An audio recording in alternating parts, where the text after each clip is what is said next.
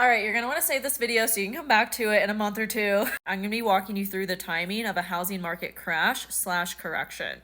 This just came up tonight in the live Q&A I do in my membership every week. We talked about the US's birth chart and I looked ahead at some transits for the US, more specifically the eclipses that are gonna be happening in September and October this year and how they're impacting the US's birth chart. My first prediction is that we could see a serious housing market correction, if not a crash, around the time of the full moon eclipse that we have on September 17th in the sign of Pisces. It will be on Neptune, which rules illusion and deception, bringing things to light. Okay, the moon is going to be there. Full moons represent illumination.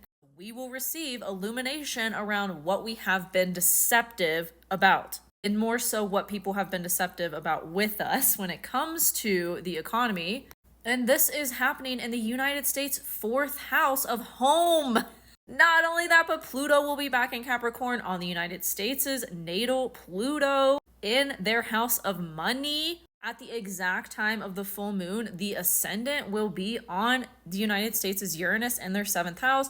Jupiter will be on their Mars in the 7th house. Mars will be on their Jupiter in the 8th house of other people's resources, of debt, of real estate. Like it's giving correction. And if not, oh, we're just gonna print a lot more money to correct the market, which is just gonna push out the inevitable, a crash. Not only that, but the sun in Virgo will be on the United States' natal Neptune in their 10th house of public image and reputation. It will also be on their midheaven of highest potential. Venus in Libra will be in a challenging aspect with the United States' Mercury and Cancer. Venus will also be opposite the United States' Chiron and the current Chiron in the sky, both of which are squaring the United States' Mercury. This could create a thing where it's like, okay, we're just going to print more money to, solve the problem, but it just pushes out the inevitable of the problem. And then everyone on social media is talking about how this is happening, and it's just going to delay the inevitable and literally lower the value of our dollar. Printing money doesn't solve the problem, it just increases inflation. That's why inflation has gotten so ridiculous over the last 3 or 4 years. Because the value of our dollar has tremendously lowered because we've just printed more money and nothing is backing it anymore. Another thing that's happening for the US that's gonna be a long transit is Uranus squaring the US's natal moon in the 3rd house of communication and media. This is gonna bring a lot of changes to Americans on how they go about their day-to-day, and we're already seeing this take place. And because of the stress that everybody is under, it's really dividing us as a collective. The fact that Jupiter is going to be on the US's Mars is just going to amplify this. And then Mars will be on the US's Jupiter.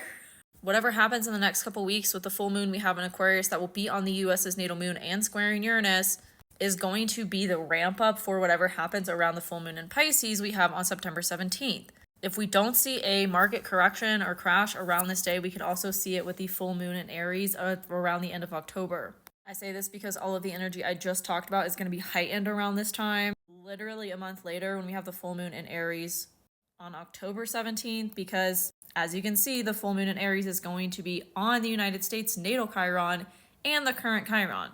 Jupiter will be retrograding over the United States' Mars, and the current Mars will be transiting over the United States' Mercury. Again, full moons represent illumination, so this full moon being on the US's Chiron in the US's Chiron return is an illumination of what we need to heal as a collective in the United States. We will also have Venus opposite Uranus, so there could be a lot of sudden unexpected changes within our financial picture that come to light that once were previously hidden 12th house energies. September and October are going to be interesting, and I've never been so grateful that I will be in Europe.